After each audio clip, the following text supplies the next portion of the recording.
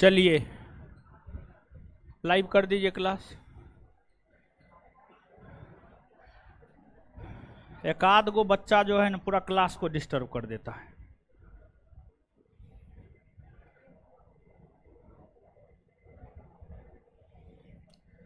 आज हमको क्लास लेना पड़ा फालतू का, और भी कामों ने रहता है, वो बहुत सारा काम रहता है। चलिए आ जाइए। गुड इवनिंग सबको। पढ़ा रहे थे, आइए पढ़िए।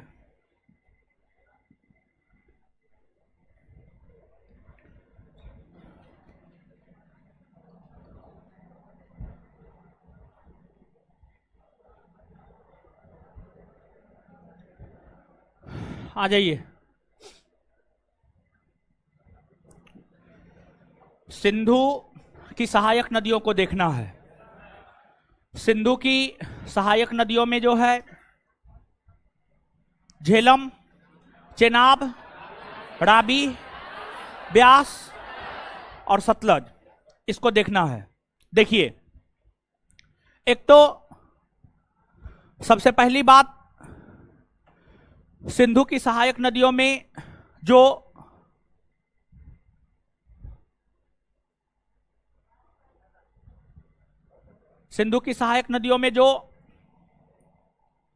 झेलम, चिनाब, रावी, ब्यास, सतलज है, इन नदियों का सबसे पहले उत्तर से दक्षिण में क्रम याद रखना है। इन नदियों का सबसे पहले उत्तर से दक्षिण में क्रम याद रखना है। कल के सेशन में यह बात हम आपको बताए थे। सिंधु की सहायक नदियों में उत्तर से दक्षिण में क्रम, चिनाब नहीं, झेलम, चिनाब, रावी, ब्यास और सतलज। रावी, ब्यास और सतलज, ये है। हेलो हेलो, हाँ, आप लोग बहुत नौटंकी करते हैं। क्या दिक्कत हुआ जी अभी सबको? आवाज कौन चीज का? आवाज ठीक तो है? आप लोग मुंह बंद कीजिएगा तब ना आवाज सुनाई देगा। मुंह बंद करबे नहीं कीजिएगा तो आवाज काहे के लिए सुनाई देगा आपको? मुंह बंद रखिए, आवाज सुनाई देगा।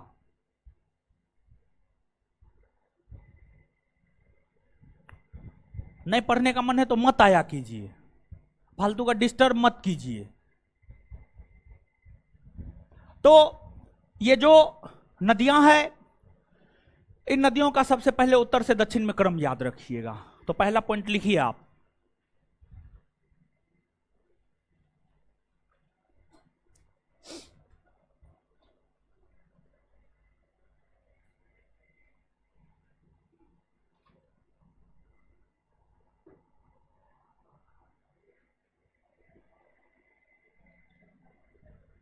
सिंधु की सहायक नदियों का उत्तर से दक्षिण में क्रम निम्न है। लिखिए, सिंधु की सहायक नदियों का उत्तर से दक्षिण में क्रम निम्न है। सिंधु की सहायक नदियों का उत्तर से दक्षिण में क्रम निम्न है। सिंधु की सहायक नदियों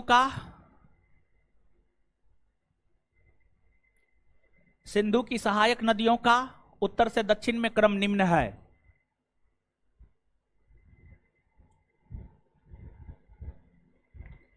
निम्न है।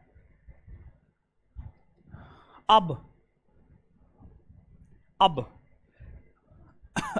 झेलम, उसके नीचे चेनाब, सबसे ऊपर झेलम,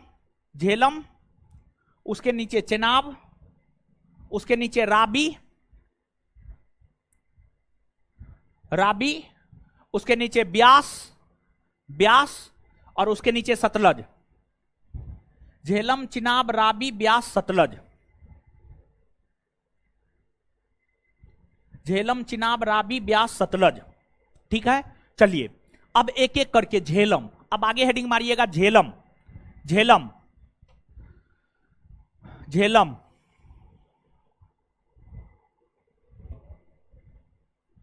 झेलम। सुनिए अब, देखिए, जो झेलम नदी है ना, हो जम्मू कश्मीर में एगो झील है, उस झील का नाम है शेषनाग झील। जो जम्मू कश्मीर है, जम्मू कश्मीर में एगो झील है, उस झील का क्या नाम है? शेषनाग। क्या नाम है? शेषनाग। जम्मू कश्मीर के शेषनाग झील से यह नदी यानी झेलम नदी निकलती है। जम्मू कश्मीर के शेषनाग झील से झेलम नदी निकलती है। आगे यह नदी श्रीनगर होते हुए, बुलर झील होते हुए, श्रीनगर होते हुए, बुलर झील होते हुए पाकिस्तान में प्रवेश करती है। पाकिस्तान में प्रवेश करती है झेलम नदी, पाकिस्तान में प्रवेश करती है। और पाकिस्तान में आकर यह नदी चिनाब से मिल जाती है। पाकिस्तान में आकर यह नदी किससे मिल जाती है? चिनाब। किससे मिल जाती है? चिनाब। और यह जो झेलम नदी है, झेलम नदी के तट पर ही श्रीनगर जम्मू कश्मीर के शासित प्रदेश का जो राजधानी नगर श्रीनगर है, वह झेलम नदी के तट पर ही है। और श्रीनगर नामक शहर को बसाया था महान मौर्य सम्राट अशोक ने। महान मौर्य सम्राट अशोक ने बसाया था। और यह जो झेलम नदी है, इस झेलम नदी पर ही, झेलम नदी आगे चल करके जब चिनाब से मिलती है पाकिस्तान में, चिनाब से मिलने के पहले ही झेलम नदी पर पाकिस्तान में एक डैम है, एक बांध है। उस बांध का नाम है मंगला डैम बांध। मंगला डैम बांध, मंगला डैम बांध। तो झेलम नदी पर पाकिस्तान में मंगला डैम बांध है। झेलम नदी का संगम या मुहाना चिनाब नदी है। झेलम नदी का संगम या मुहाना कौन है? कौन है? चिनाब नदी। समझ गए? तो नीचे से लिखिएगा झेलम नदी।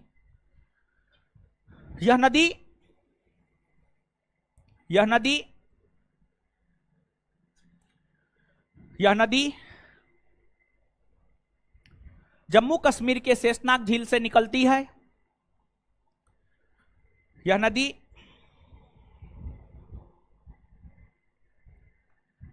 नदी जम्मू कश्मीर के शेषनाग झील से निकलती है। आगे चलकर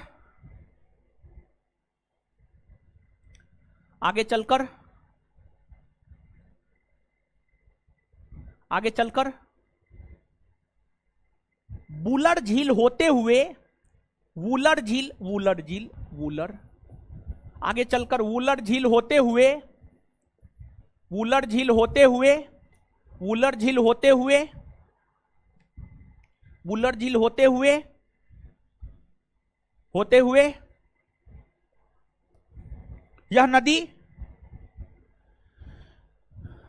यह नदी पाकिस्तान में प्रवेश करती है। पाकिस्तान में प्रवेश करती है।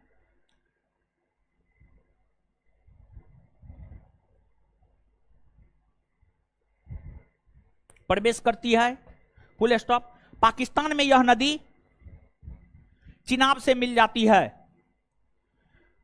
पाकिस्तान में यह नदी चिनाब नदी से मिल जाती है। पाकिस्तान में यह नदी चिनाब नदी से मिल जाती है। पाकिस्तान में यह नदी चिनाब नदी से मिल जाती है।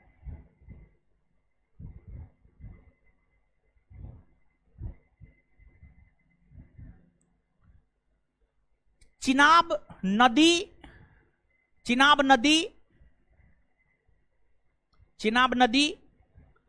मिलने से पहले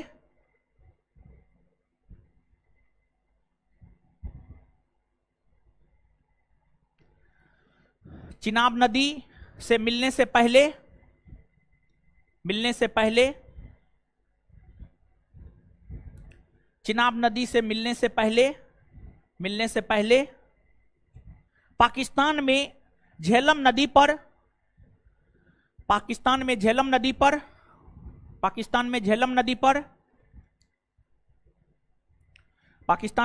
नदी पर एक बांध का निर्माण किया गया है। एक बांध का निर्माण किया गया है। जिसे मंगला डैम बांध, जिसे मंगला डैम बांध, जिसे मंगला डैम बांध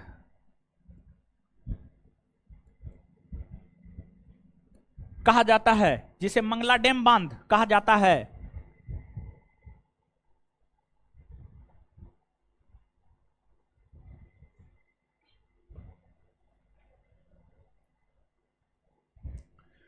चलिए, मतलब क्या कह सकते हैं, झेलम नदी का उद्गम स्थल शेषनाग झील, और संगम या मोहाना चिनाब नदी। अब मंगला डैम बांध कहाँ है? पाकिस्तान में। और कौन नदी पर है? झेलम। कौन नदी पर है? तो बता दीजिए। झेलम नदी का उद्गम स्थल, झेलम नदी का उद्गम स्थल संगम या मोहाना, संगम या मोहाना आए? अच्छा, मंगला डैम बांध कौन नदी पर है? कौन नदी पर है? कौन देश में है? कौन देश में? अच्छा, ये जो नदी है, ये जो नदी है बुलर झील से होकर बहती है, बुलर झील से होकर बहती है। और जम्मू कश्मीर का श्रीनगर इसी नदी पर है। इसका प्राचीन नाम क्या है? वितास्ता। प्राचीन नाम क्या है? वितास्ता। तो लिख लीजिए इसी में। यह नदी जम्मू कश्मीर के बुलर झील से होकर भी गुजरती है। यह नदी, यह नदी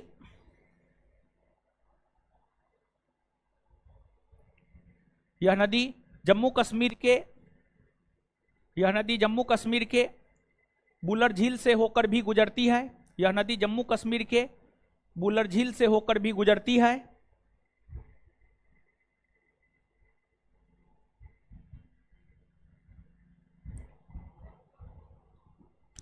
होकर भी गुजरती है। इस नदी के तट पर ही जम्मू कश्मीर की राजधानी नगर श्रीनगर बसा हुआ है। इस नदी के तट पर ही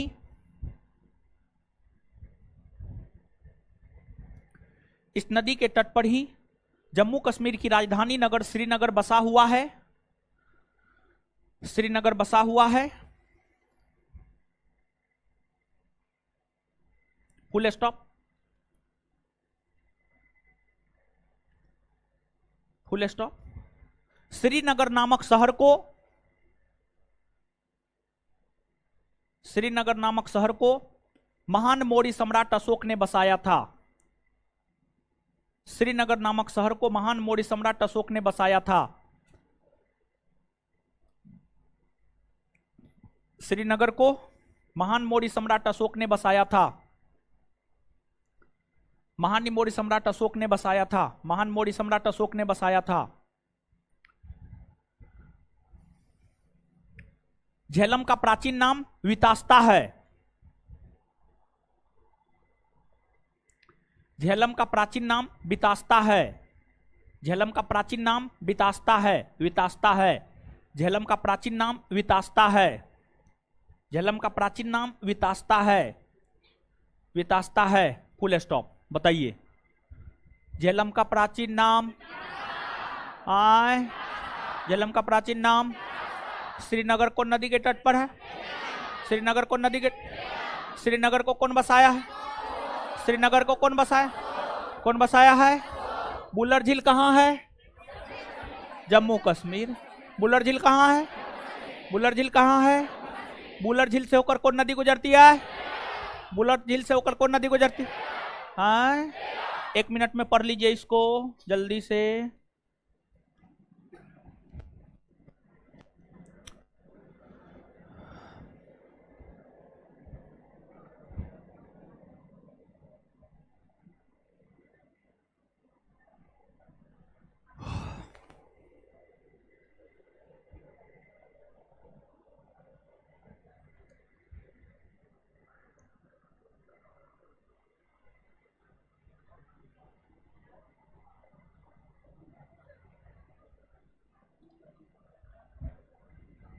पढ़ लिए?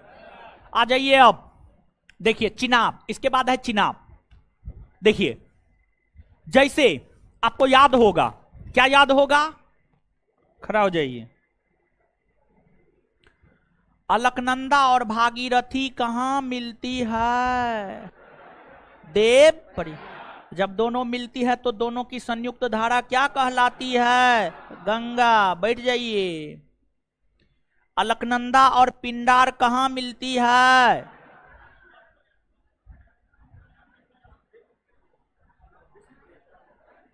अलकनंदा और पिंडार विष्णु प्रयाग, हाँ, कर्ण प्रयाग में।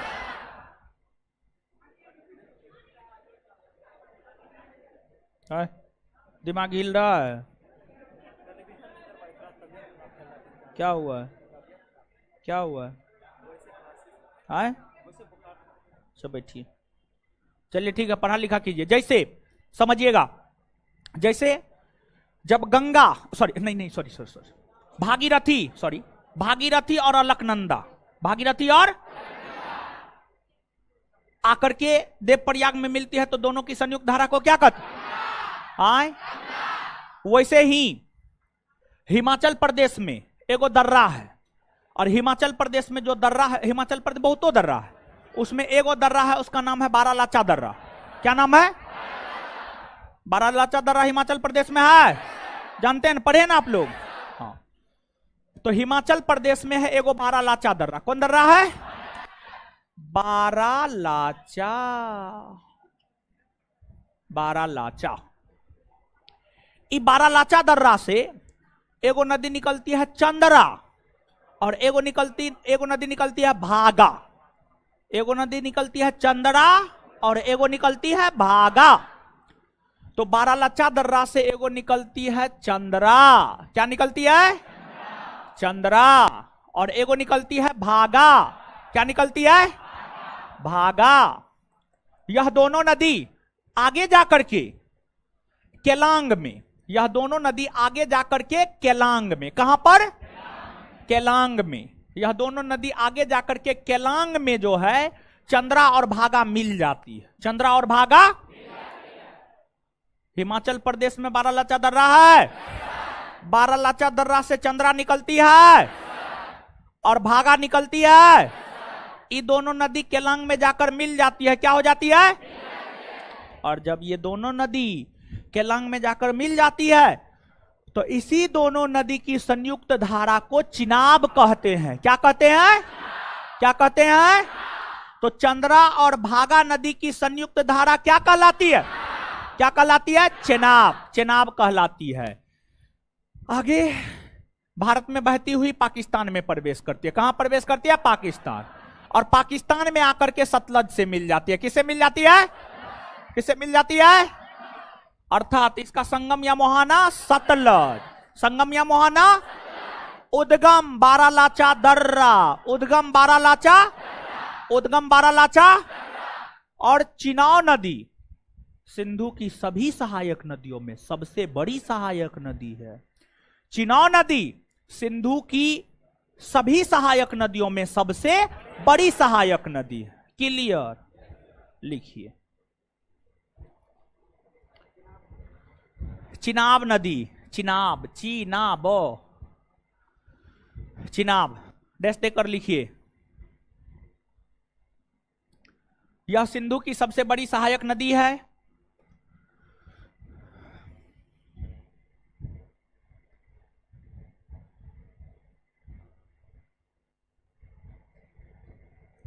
यह सिंधु की सबसे बड़ी सहायक नदी है।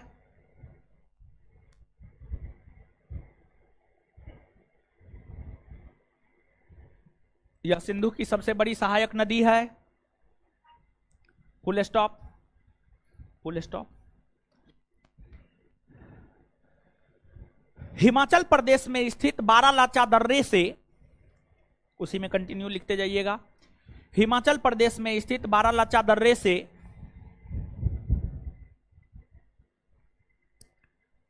हिमाचल प्रदेश में स्थित बारालाचा दर्रे से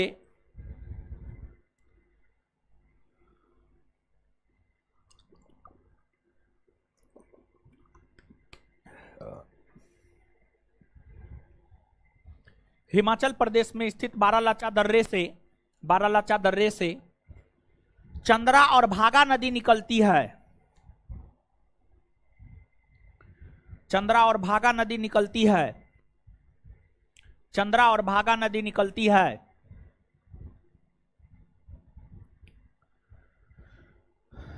आगे चलकर यह नदी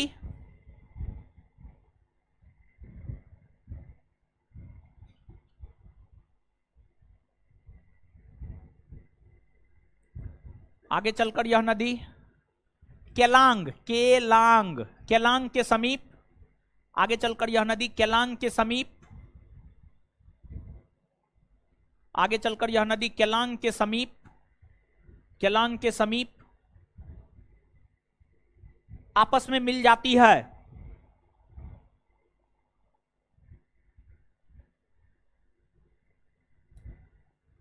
आपस में मिल जाती है। तब तब तब चंद्रा और भागा की संयुक्त धारा ही, तब चंद्रा और भागा की संयुक्त धारा ही, तब चंद्रा और भागा की संयुक्त धारा ही, तब चंद्रा और भागा की संयुक्त धारा ही चिनाब कहलाती है। तब चंद्रा और भागा की संयुक्त धारा ही चिनाब कहलाती है।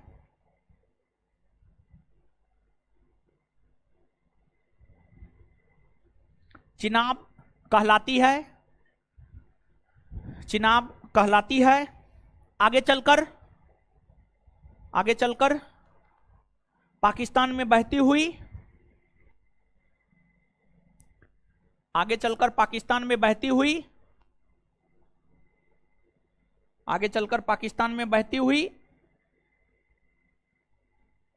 अपना जल, आगे चलकर पाकिस्तान में बहती हुई अपना जल, पाकिस्तान में बहती हुई अपना जल, अपना जल, आगे चलकर पाकिस्तान में बहती हुई अपना जल नहीं, काट दीजिए, आगे चलकर पाकिस्तान में बहती हुई सतलज से मिल जाती है। आगे चलकर पाकिस्तान में बहती हुई सतलज से मिल जाती है। आगे चलकर पाकिस्तान में बहती हुई सतलज से मिल जाती है।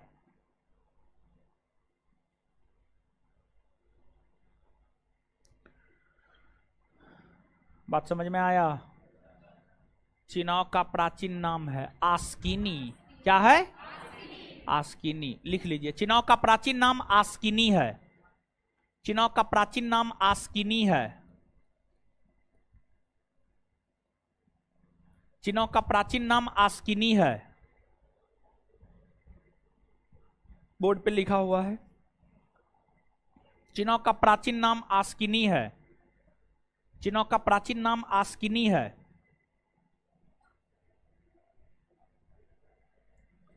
चिनाब का प्राचीन नाम आस्किनी है।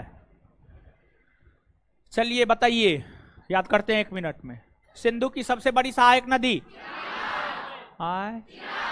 सिंधु की सबसे बड़ी सहायक नदी? किस 2 नदी की संयुक्त धारा को चिनाब कहते? चंद्रा और चिनाब नदी का उद्गम स्थल बारालाचा, चिनाब का उद्गम स्थल संगम या मोहाना? सतलज। संगम या मोहाना? संगम या मोहाना? चिनाब का प्राचीन नाम? प्राचीन नाम आस्किनी ना। याद हो गया ना? आगे हेडिंग मारिए, रावी। रावी नदी, रावी नदी।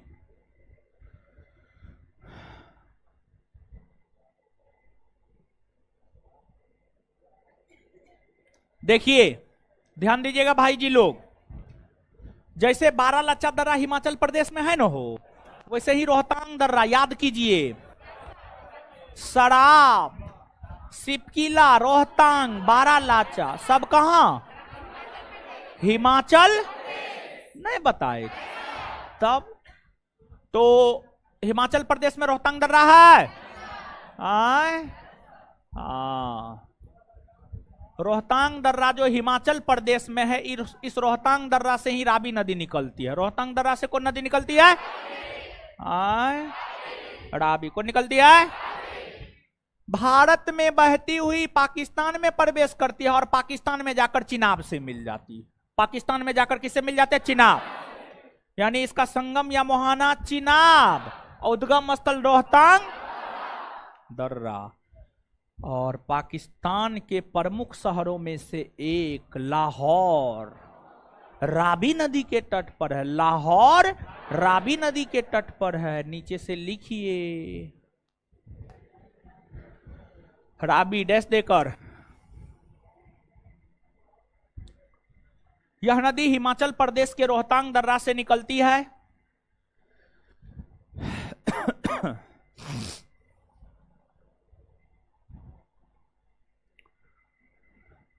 यह नदी हिमाचल प्रदेश के रोहतांग दर्रा से निकलती है।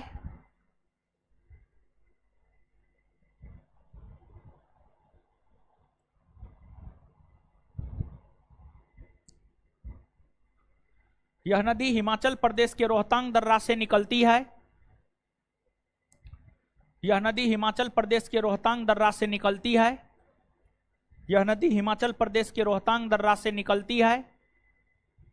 यह नदी हिमाचल प्रदेश के रोहतांग दर्रा से निकलती है।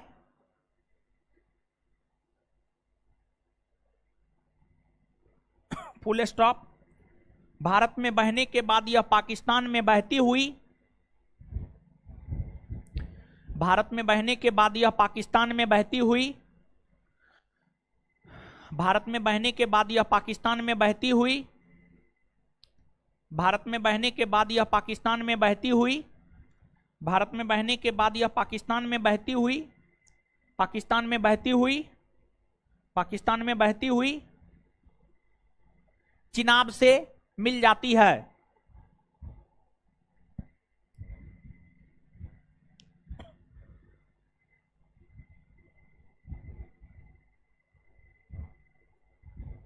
चिनाब से मिल जाती है। इस नदी के तट पर ही पाकिस्तान का प्रमुख शहर लाहौर स्थित है। इस नदी के तट पर ही पाकिस्तान का प्रमुख शहर लाहौर स्थित है।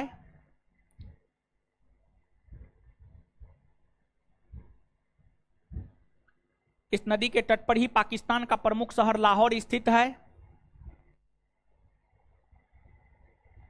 लाहौर स्थित है। इसका प्राचीन नाम परुस्नी है। इसका प्राचीन नाम परुस्नी है। इसका प्राचीन नाम परुस्नी है। इसका प्राचीन नाम परुस्नी है। इसका प्राचीन नाम परुस्नी है। परुस्नी है। लिख लिए? बताइए तो। रावी नदी का उद्गम स्थल रावी नदी का उद्गम स्थल संगम या मोहाना, संगम या मोहाना। लाहौर कौन नदी के तट पर? लाहौर कौन नदी के तट पर? अच्छा, रावी का प्राचीन नाम क्या? क्लियर। आगे हेडिंग मारिएगा ब्यास। ब्यास नदी, ब्यास नदी। हाँ, देखिए जो ब्यास नदी है हिमाचल प्रदेश में एगो ब्यास कुंड है। हिमाचल प्रदेश में क्या है? एगो ब्यास कुंड। क्या है? उसी ब्यास कुंड से ब्यास नदी निकलती है। यानी ब्यास नदी का उद्गम स्थल हिमाचल प्रदेश का ब्यास कुंड, हिमाचल प्रदेश का ब्यास। और आगे चलकर यह आगे चलकर यह पंजाब में प्रवेश करती है। कहां प्रवेश करती है? कहां? पंजाब में। कहां? और पंजाब में इस सतलज से मिल जाती है। किससे मिल जाती है? किससे मिल जाती है? सतलज। सतलज, सतलज। यानी इसका संगम या मोहना कौन? सतलज। ये पाकिस्तान में बहती? पाकिस्तान में बहती? सिर्फ भारत में बहती है। समझ गए? अब यहां पर पाकिस्तान में, पंजाब में ब्यास नदी पंजाब में सतलज से जहां मिलती है वह स्थान है हरिके। क्या है? हरिके। पंजाब में एक स्थान है हरिके, जैसे पटना में एक स्थान है गांधी मैदान, मुसल्लफपुर हाट। वैसे ही पंजाब में एक स्थान कौन है? हरिके। क्या है? आए? तो ब्यास नदी सतलज से पंजाब में कहां पर मिलती है? हरिके नामक स्थान पर मिलती है। और ब्यास और सतलज जहां मिलती है ना, जो हरिके नामक स्थान है, वहीं पर एक हरिके बैराज है। वहीं पर दोनों के संगम से किसका निर्माण हुआ? हरिके बैराज। हरिके, तो ब्यास और सतलज का संगम कहां पर है? हरिके बैराज। हरिके, और उसी हरिके बैराज से इंदिरा गांधी नहर निकलती है। कौन नहर निकलती है? हरिके बैराज से कौन नहर निकलती है? इंदिरा गांधी नहर, जो कि भारत का सबसे लंबा नहर है। भारत का सबसे लंबा नहर है। बात समझ में आया? कुल्लू घाटी कौन राज्य में? हिमाचल। ये जो नदी है ना ब्यास, कौन नदी? कुल्लू घाटी से होकर बहती है। कौन घाटी से? आए? कौन घाटी से? अच्छा बताइए तो।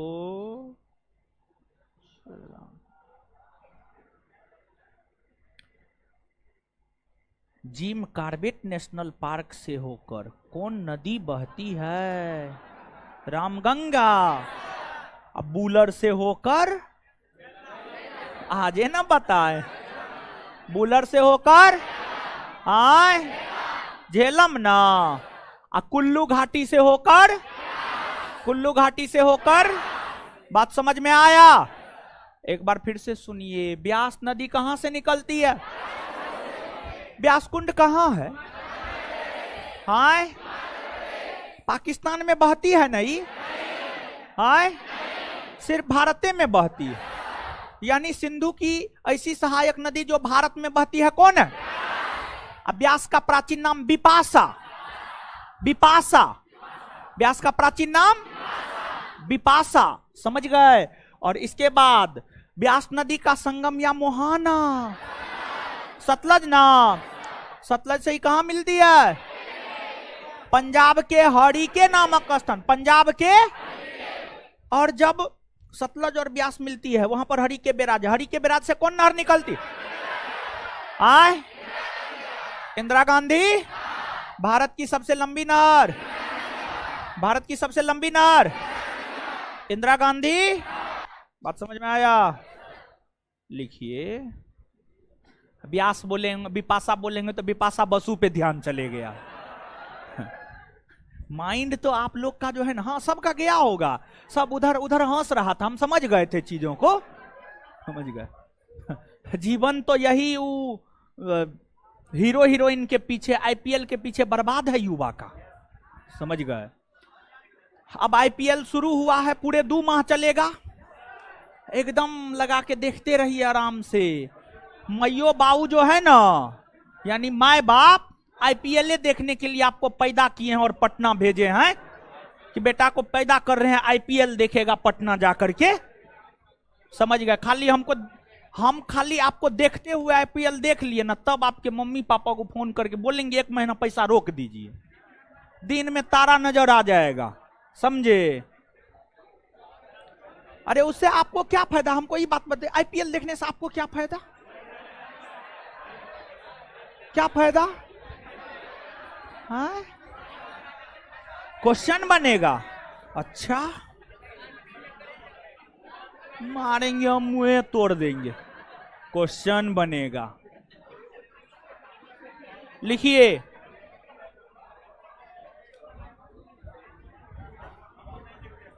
हाँ, नहीं देखना चाहिए, फालतू चीज है। अरे ज्यादा क्रिकेट प्रेमी है तो फाइनल मैच देख लीजिए, बस हो गया, काम खत्म है। लिखिए। ब्यास नदी डैश देकर भारत का युवा हीरो के पीछे, क्रिकेट के पीछे और नेता के पीछे, यही 3 चीज के कारण भारत का युवा बेरोजगार है। अगर वो अपने पीछे भागे ना, किताब कॉपी के पीछे भागे ना, आबाद हो जाएगा वो। समझ गए? देख लिए तो जिंदा गाड़ देंगे हम। ब्यास नदी लिखिए।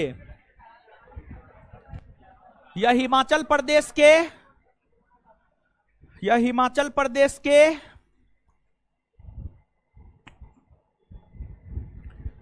यह हिमाचल प्रदेश के ब्यास कुंड से निकलती है।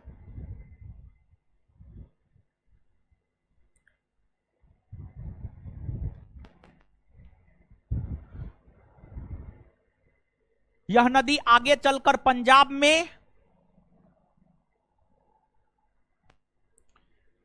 यह नदी आगे चलकर पंजाब में यह नदी आगे चलकर पंजाब में हरि के बैराज के समीप यह नदी आगे चलकर पंजाब में हरि के बैराज के समीप हरि के बैराज के समीप हरि के बैराज के समीप सतलज से मिलती है। हरि के बैराज के समीप सतलज से मिलती है। हरि के बैराज के समीप सतलज से मिलती है। सतलज से मिलती है।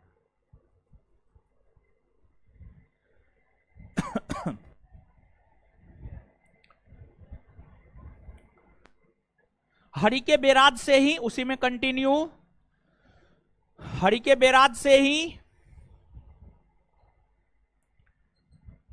हरि के बैराज से ही हरि के बैराज से ही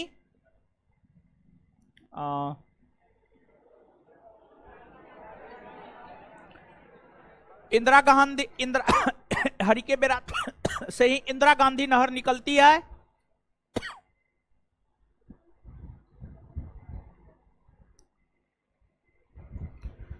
हरि के बैराज से ही इंदिरा गांधी नहर निकलती है। इंदिरा गांधी नहर निकलती है।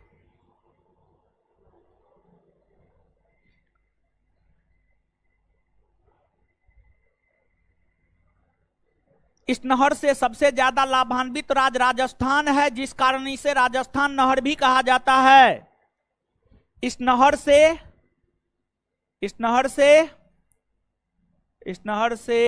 सबसे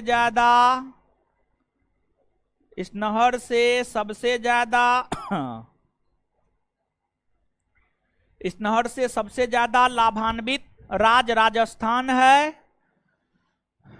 इस नहर से सबसे ज्यादा लाभान्वित राज्य राजस्थान है, जिस कारण इसे राजस्थान नहर भी कहा जाता है।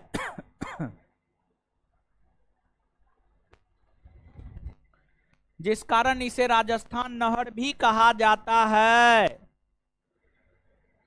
Full stop. यह भारत की सबसे बड़ी नहर है।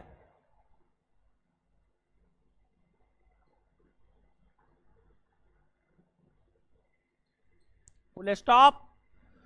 उसी में यह भारत की सबसे बड़ी नहर है। यह भारत की सबसे बड़ी नहर है। Full stop. नोट दे करके, एनओटी नोट।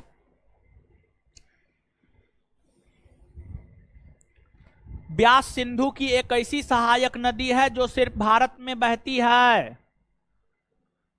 ब्यास सिंधु की एक ऐसी सहायक नदी है जो सिर्फ भारत में बहती है। ब्यास सिंधु की एक ऐसी सहायक नदी है जो भारत में बहती है। ब्यास सिंधु की एक ऐसी सहायक नदी है जो भारत में बहती है। ब्यास सिंधु की एक ऐसी सहायक नदी है जो भारत में बहती है, जो सिर्फ भारत में बहती है। ब्यास सिंधु की एक ऐसी सहायक नदी है जो सिर्फ भारत में बहती है। भारत में बहती है। Full stop. हे चश्मिश, हे चश्मिश, आप सुबह में भी क्लास करते हैं क्या? हे चश्मिश, हाँ उसको पूछ रहे हैं। सही सही बताइए। सुबह में भी करते हैं, शाम में भी करते, सुबह में भी करते हैं। घर पे जाके पूरा पढ़ते हैं, यानी जो पर डे पढ़ाते हैं वो पढ़ते हैं कि सिर्फ क्लासे करते हैं? हम कंफ्यूज हो रहे थे, कभी कभी लग रहा था नहीं दूसरा चेस मिस है, समझ गए? तो दोनों टाइम करता है ही। ओ क्या को बैच करते हैं? 2 गो ना, आप 3 गो करते हैं। सुबह 8 से 10 भी करते हैं, 10 से 12 भी करते हैं, शाम में 7 से 9 भी करते हैं। आप हिस्ट्री भी पढ़ रहे हैं, पॉलिटी भी पढ़ रहे हैं, ज्योग्राफी भी पढ़ रहे हैं, और इसमें सिर्फ ज्योग्राफी पढ़ने आते हैं, हाँ उस सब में हिस्ट्री पॉलिटी पढ़ते हैं। ओ अच्छा। व्यास का प्राचीन नाम विपाशा है, उसी में, हाथ जी उसी में। व्यास का प्राचीन नाम विपाशा है, विपाशा। व्यास का प्राचीन नाम विपाशा है। चलिए आ जाइए, याद करते हैं, आइए। व्यास का उद्गम स्थल, संगम, कहां पर? हरि के बैराज से कौन नहर निकलती है? इंदिरा, भारत की सबसे लंबी नहर। इस नहर से सबसे ज्यादा लाभान्वित राज्य है? इंदिरा गांधी नहर को राजस्थान नहर कहते हैं, हाँ ना? चलिए, सिंधु की ऐसी सहायक नदी जो सिर्फ भारत में बहती है, आए? व्यास ना, व्यास का प्राचीन नाम विपाशा ना। आगे हेडिंग मारिए, सतलज, सतलज, सतलज।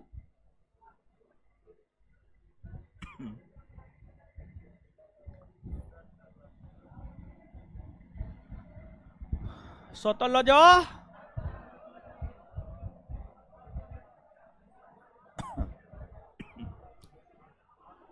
सुनिए अब, देखिए जो सतलज है ना, सतलज, सतलज, सतलज नदी का प्राचीन नाम शत्रुदी है।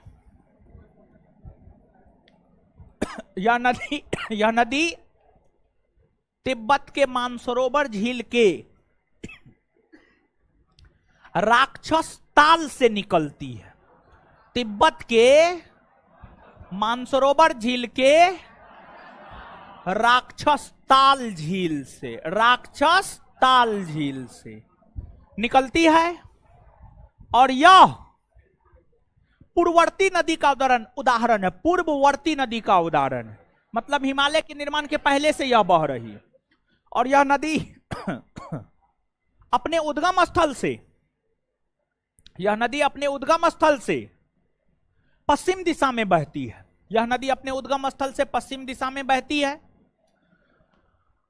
हिमाचल प्रदेश में जो सिपकिला दर्रा है, हिमाचल प्रदेश के सिपकिला दर्रा से यह नदी हिमाचल प्रदेश में प्रवेश करती है।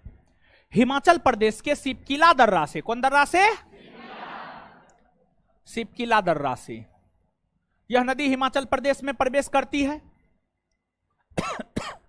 हिमाचल प्रदेश में बहने के बाद यह नदी पंजाब में प्रवेश करती है।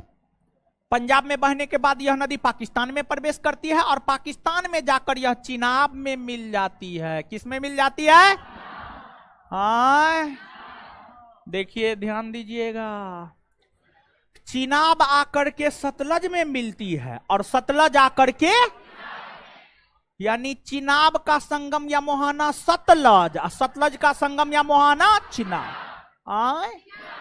क्लियर? हाँ, यह जो नदी है, इस नदी की लंबाई 1450 किलोमीटर, जिसमें भारत में इसकी लंबाई 1050 किलोमीटर। इस नदी की लंबाई 1450 किलोमीटर, जिसमें भारत में इसकी लंबाई है 1050 किलोमीटर। और यह नदी जो आपको तिब्बत के मानसरोवर झील के राक्षस ताल से निकलती है और तिब्बत के क्षेत्र में बहती है, तिब्बत के क्षेत्र में इस नदी को लॉग चेन खंबाब कहा जाता है। लॉग चेन खंबाब कहा जाता है। सतलज नदी को जो है तिब्बत में लॉग चैन खंबाब, लॉग चैन खंबाब कहा जाता है। क्लियर है? और देखिए, ध्यान दीजिएगा,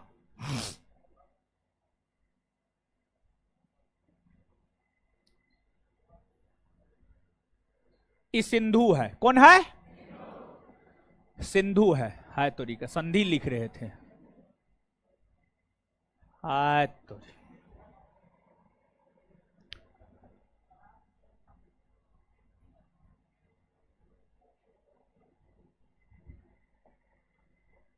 सिंधु, सिंधु ठीक है।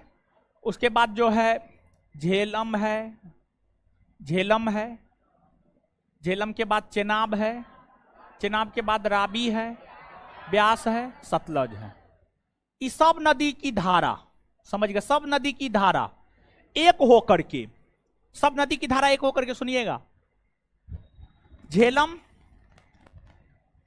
चिनाब, राबी, ब्यास, सतलज, इस सब नदी की धारा पाकिस्तान में एक होकर के सिंधु से जहां जाकर मिलती है वह स्थान मिठान कोट कहलाता है। क्या कहलाता? मिठान कोट, मिठान कोट, मिठान कोट। क्या कहलाता? मिठान कोट, मिठान, मिठान कोट। समझिएगा एक बार फिर से, सिंधु की जो सहायक नदियां हैं, पंचनद, झेलम, चिनाब, राबी, ब्यास, सतलज, इस सब नदी की संयुक्त धारा जाकर के सिंधु में मिलती है। और इस सब नदी की संयुक्त, सब नदी मतलब क्या? पंचनद, पंचनद मतलब क्या? समझ पा रहे हैं ना? हाँ, तो इस सब नदी की संयुक्त धारा जाकर सिंधु से कहां मिलती है? पाकिस्तान में। कहां पर? और पाकिस्तान में कहां? मिठान कोट। पाकिस्तान में कहां? कहां? समझ में आया? लिखिए,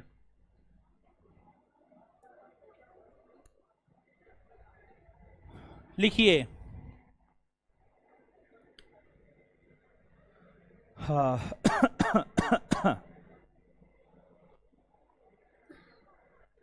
यह नदी, यह नदी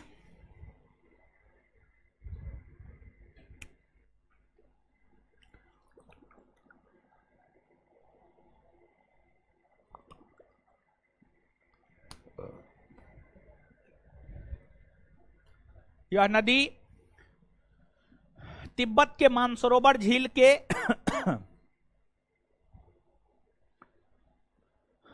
तिब्बत के मानसरोवर झील के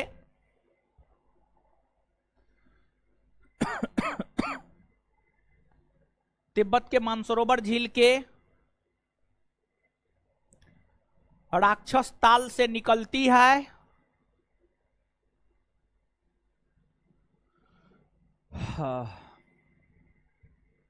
राक्षस ताल से निकलती है,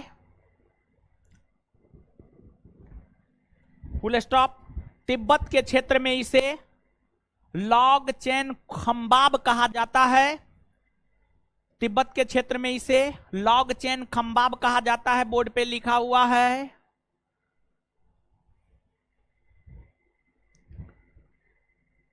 तिब्बत के क्षेत्र में इसे लॉग चैन खंबाब कहा जाता है।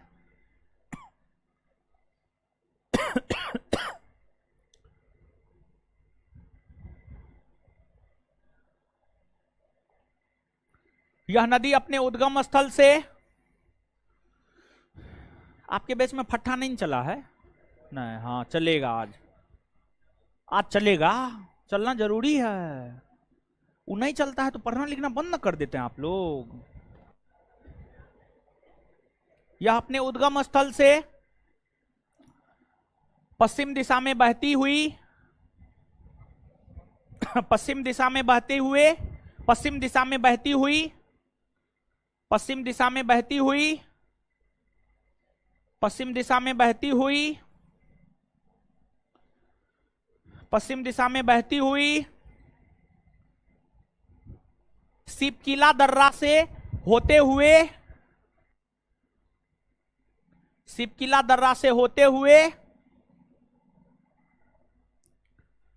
सिपकिला दर्रा से होते हुए भारत के हिमाचल प्रदेश राज्य में, सिपकिला दर्रा से होते हुए भारत के हिमाचल प्रदेश राज्य में, सिपकिला दर्रा से होते हुए भारत के हिमाचल प्रदेश राज्य में, सिपकिला दर्रा से होते हुए भारत के हिमाचल प्रदेश राज्य में, भारत के हिमाचल प्रदेश राज्य में प्रवेश करती है, भारत के हिमाचल प्रदेश राज्य में प्रवेश करती है, फिर पंजाब में बहती हुई, फिर पंजाब में बहती हुई, फिर पंजाब में बहती हुई, फिर पंजाब में बहती हुई यह नदी, फिर पंजाब में बहती हुई यह नदी पाकिस्तान में प्रवेश करती है,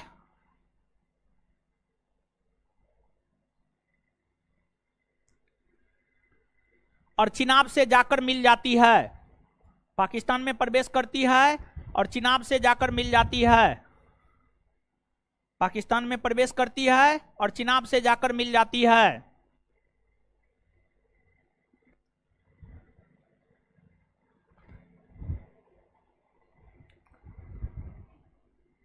यह एक पूर्ववर्ती नदी है, इसका प्राचीन नाम शत्रुदी है, यह एक पूर्ववर्ती नदी है, इसका प्राचीन नाम शत्रुदी है।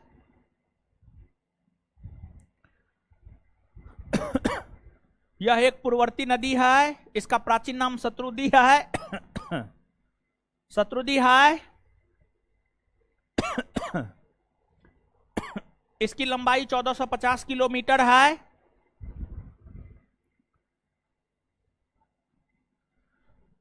इसकी लंबाई 1450 किलोमीटर है।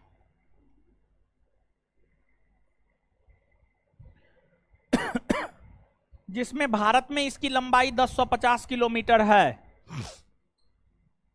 जिसमें भारत में इसकी लंबाई 1050 किलोमीटर है।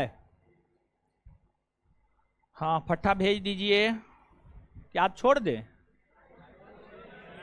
आज छोड़ दे? अगले क्लास में पढ़ के आइएगा ना? अच्छा ठीक है, छोड़ देते हैं। अगले क्लास में पढ़ के आइएगा, नानी याद दिला देंगे हम। Full stop.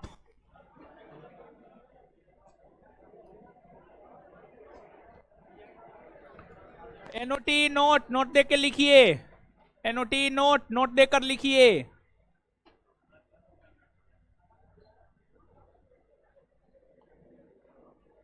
पंचनद की संयुक्त धारा। अब पंचनद मतलब समझते हैं ना? चिनाब, झेलम, रावी, ब्यास। नहीं ना बताना पड़ेगा। पंचनद की संयुक्त धारा, धारा पाकिस्तान में मिठानकोट के समीप, पंचनद की संयुक्त धारा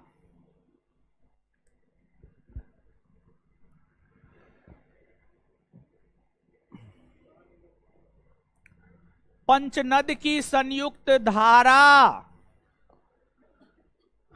पाकिस्तान में मिठानकोट के समीप, पाकिस्तान में मिठानकोट के समीप सिंधु नदी से जाकर मिलती है, सिंधु नदी से जाकर मिलती है।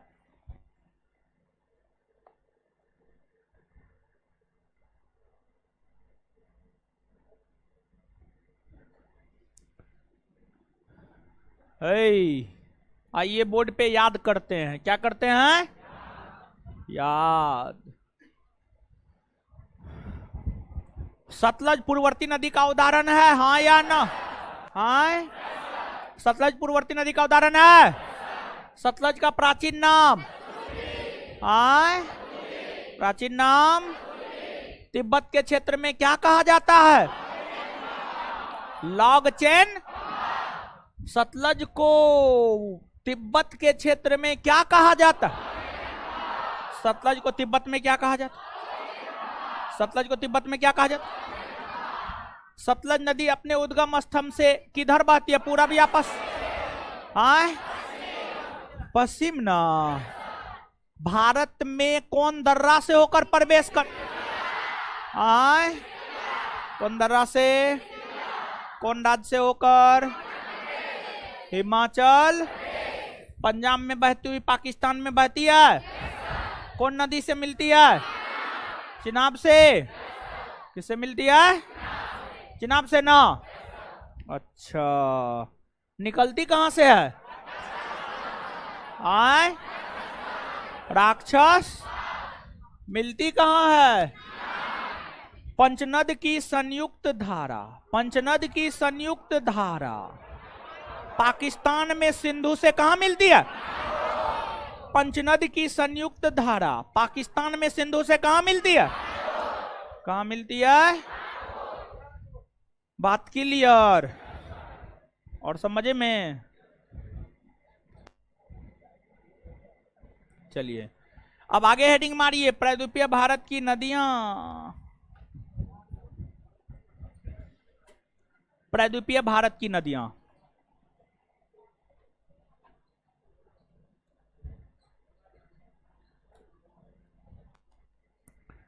प्रायद्वीपीय भारत का मतलब दक्षिण भारत होता है ना? नहीं होता है। होता है।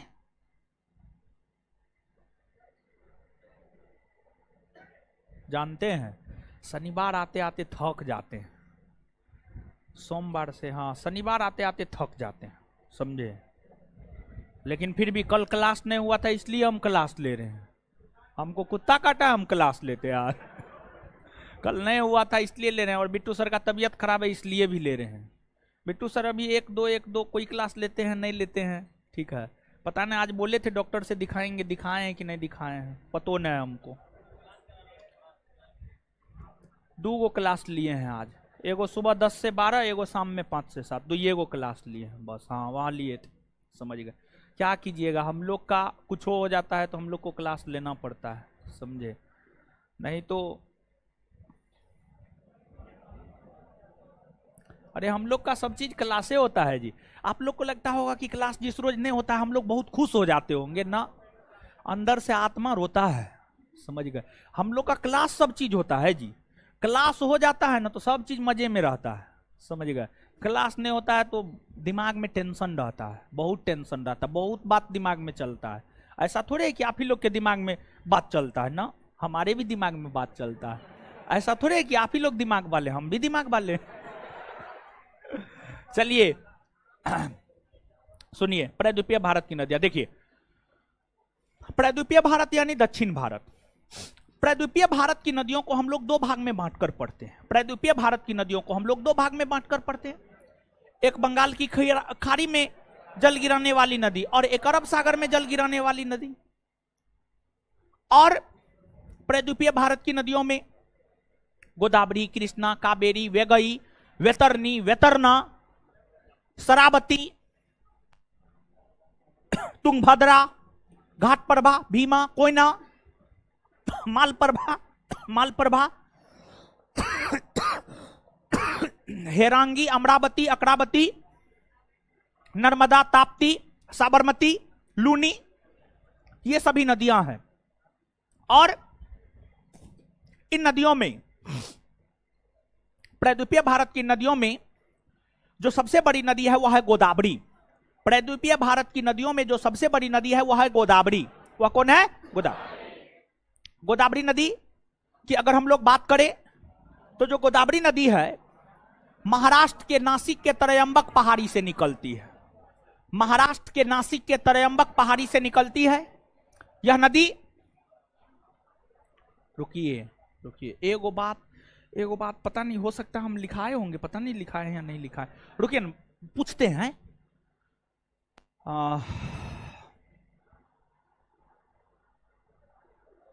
कौन ऐसी पर्वत श्रेणी है जो हिमालय की नदियों को प्रायद्वीपीय भारत की नदियों से अलग करता है?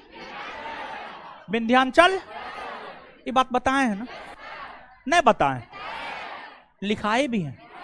विंध्याचल पर्वत में जाकर देखिए एक बार आप, लिखा है ना? नहीं लिखा है? अच्छा, बड़ी महत्वपूर्ण पॉइंट है, इसलिए एक बार हमको देख लेने दीजिए।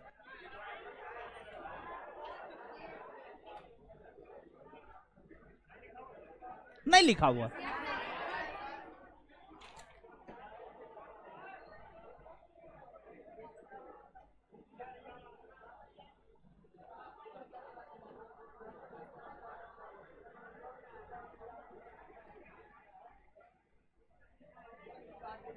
एकदम लिखा हुआ है।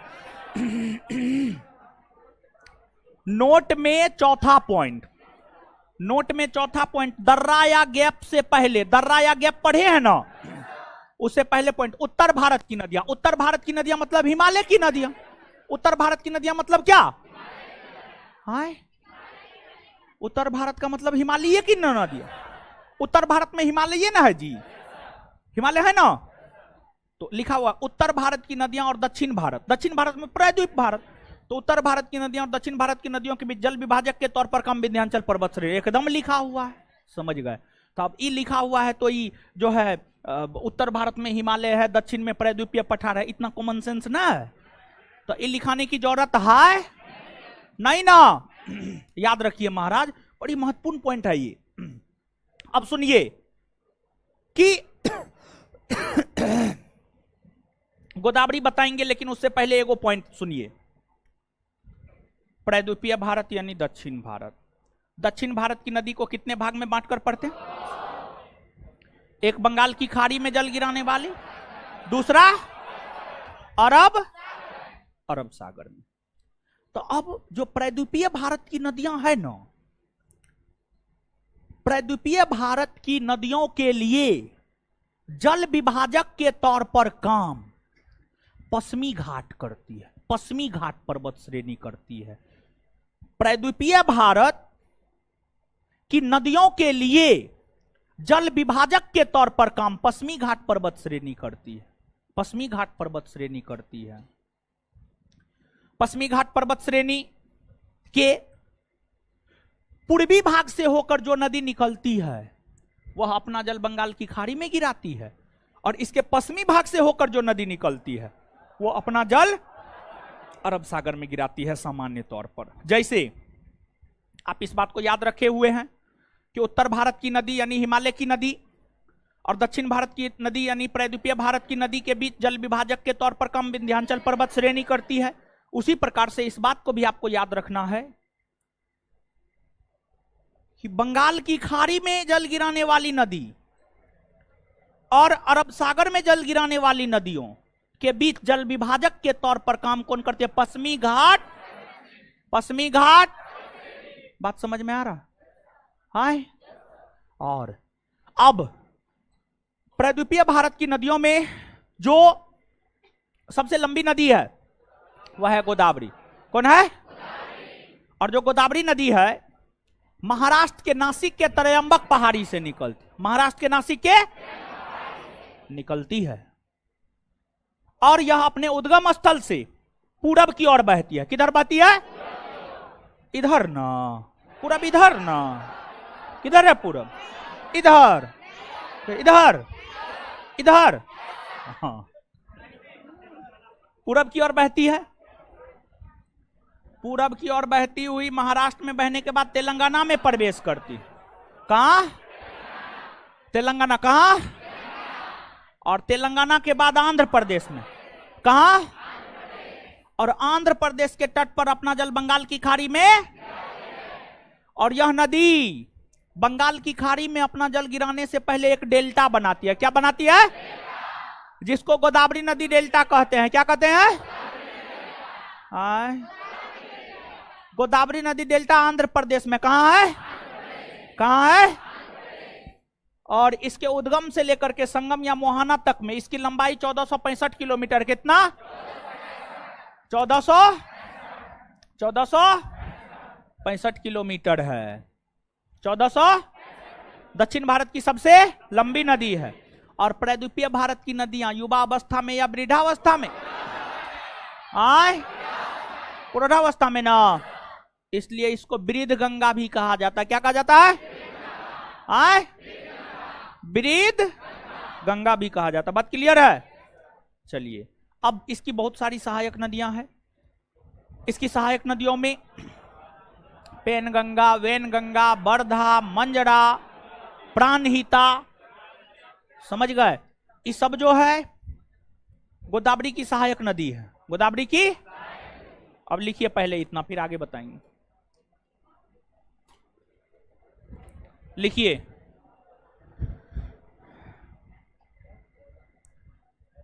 प्रायद्वीपीय भारत की नदियां डैश देकर, इसे दो भागों में बांटकर पढ़ते हैं।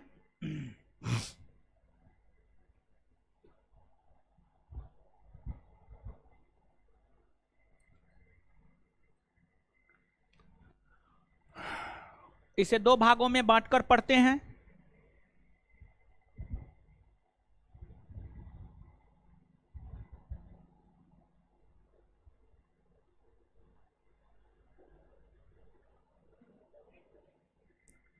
इसे दो भागों में बांटकर पढ़ते हैं।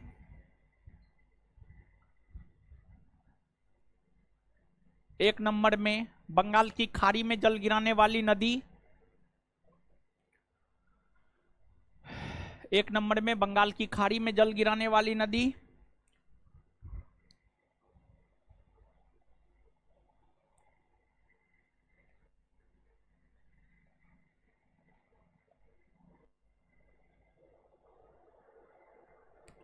दो नंबर में अरब सागर में जल गिराने वाली नदी।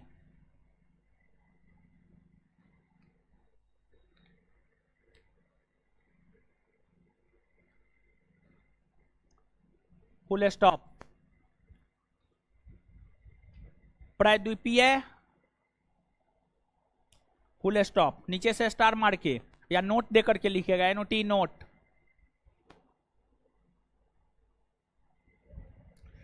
प्रायद्वीपीय भारत की नदियों के लिए जल विभाजक के तौर पर काम, नोट देकर के लिखिए। प्रायद्वीपीय भारत की नदियों के लिए जल विभाजक के तौर पर काम।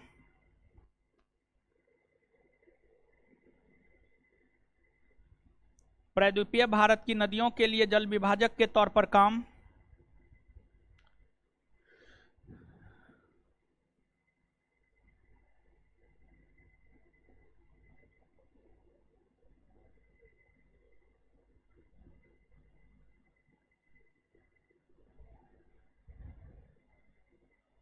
प्रायद्वीपीय भारत की नदियों को लेकर जल विभाजक के तौर पर काम।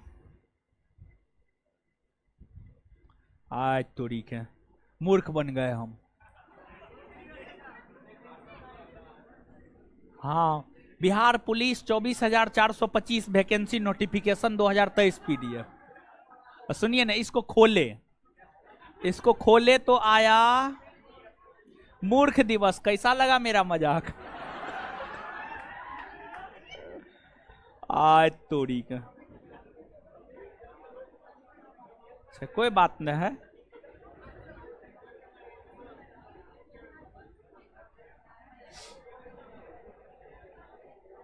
चलिए लिखिए,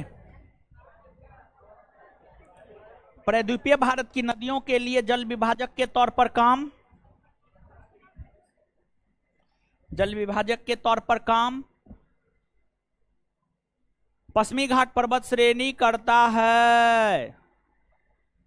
पश्चिमी घाट पर्वत श्रेणी करता है।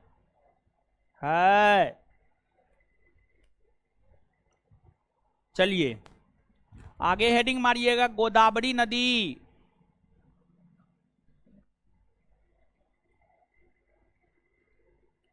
लिखिएगा, यह दक्षिण भारत की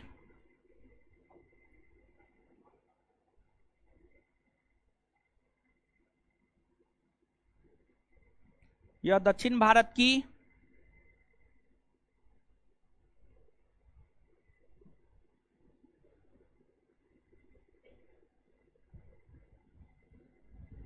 यह दक्षिण भारत की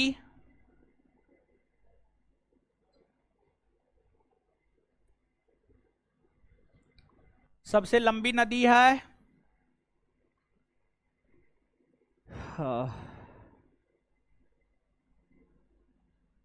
सबसे लंबी नदी है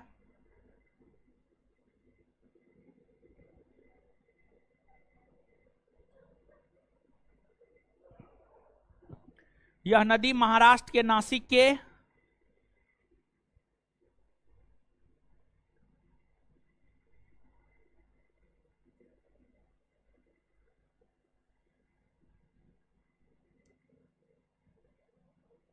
यह नदी महाराष्ट्र के नासिक के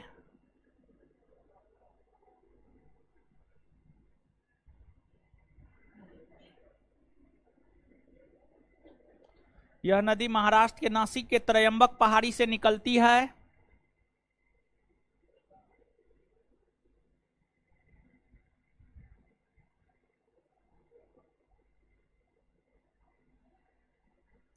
यह नदी महाराष्ट्र के नासिक के त्रयंबक पहाड़ी से निकलती है तथा अपने उद्गम स्थल से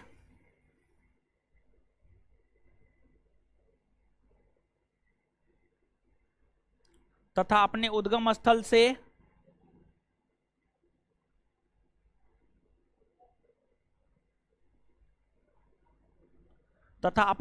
स्थल से पूरब की ओर बहती हुई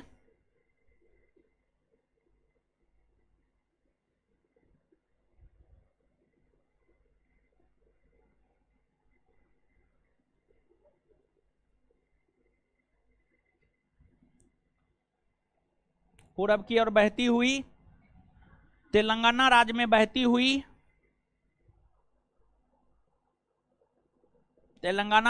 बहती हुई आंध्र प्रदेश में प्रवेश करती है।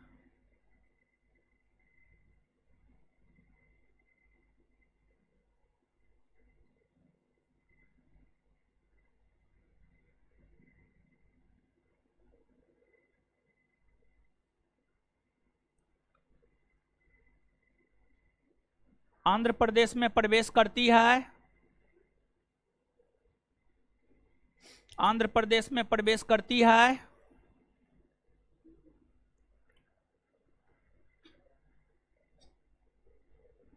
और आंध्र प्रदेश के तट पर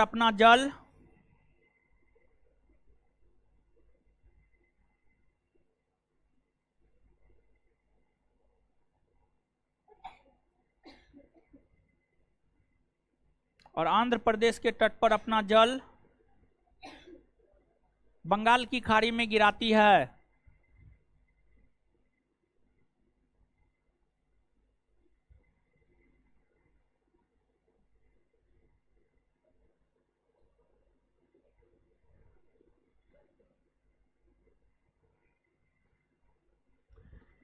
बंगाल की खाड़ी में गिराती है। इसकी लंबाई 1465 किलोमीटर है।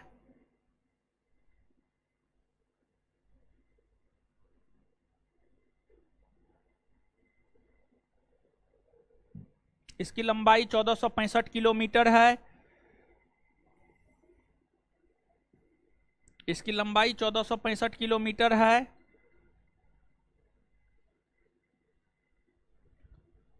1465 किलोमीटर है।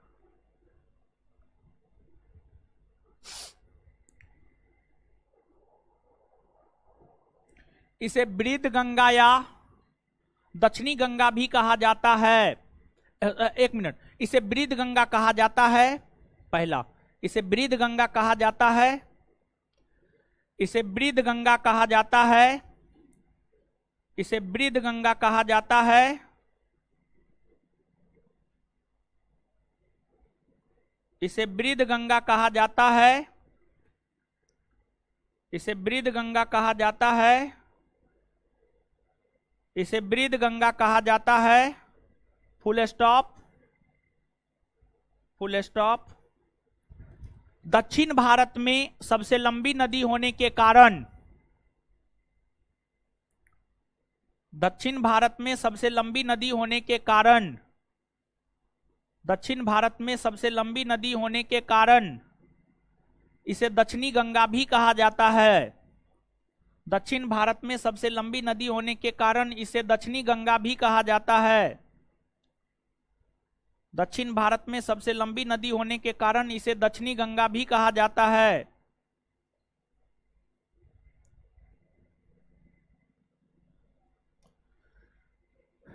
इसकी प्रमुख सहायक नदी, इसकी प्रमुख सहायक नदी, इसकी प्रमुख सहायक नदी, इसकी प्रमुख सहायक नदी, इसकी प्रमुख सहायक नदी पेनगंगा, वेनगंगा। इसकी प्रमुख सहायक नदी पेनगंगा, वेनगंगा। इसकी प्रमुख सहायक नदी पेनगंगा, वेनगंगा, पेनगंगा, वेनगंगा, वर्धा, मंजरा, प्राणहिता, इंद्रावती। पेनगंगा, पेनगंगा, पेनगंगा, वेनगंगा, वर्धा, मंजरा, वर्धा, मंजरा, प्राणहिता, प्राणहिता, इंद्रावती इत्यादि है, इत्यादि है, इत्यादि है। चलिए अब आइए बताइए, प्रायद्वीपीय भारत की नदियों में जल विभाजक के तौर पर काम कौन करती? हाँ, पश्चिमी घाट। हाँ, पश्चिमी घाट। दक्षिण भारत की सबसे लंबी नदी कौन है? दक्षिण भारत की सबसे लंबी नदी कौन है? लंबाई, लंबाई 1400। उद्गम स्थल महाराष्ट्र का नासिक का त्रयंबक उद्गम स्थल। संगम या मोहाना? बंगाल की संगम या मोहाना? आय, बंगाल की सहायक नदी कौन कौन है?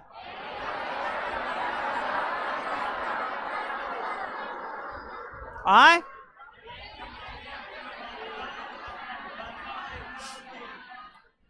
दक्षिण भारत में सबसे लंबी होने के कारण इसे क्या कहते हैं? दक्षिणी। आय, अच्छा, विरिध गंगा भी कहते हैं। आय, क्लियर। और सब मजा में? इससे आगे मिलते हैं नेक्स्ट क्लास में। आईपीएल नहीं देखना है, नहीं तो नानी याद दिला देंगे हम। आए सुनिए, अगले क्लास से आपका क्लास नीचे में होगा, नीचे से ऊपर में लाइव होगा। नीचे वाले क्लासरूम से ऊपर में लाइव होगा। नीचे बीच वाला क्लासरूम, बीच वाला, सबसे नीचे नहीं, बीच वाला, बीच वाला जी, बीच वाला क्लासरूम से ऊपर में लाइव होगा। बीच वाला क्लासरूम से ऊपर में लाइव होगा।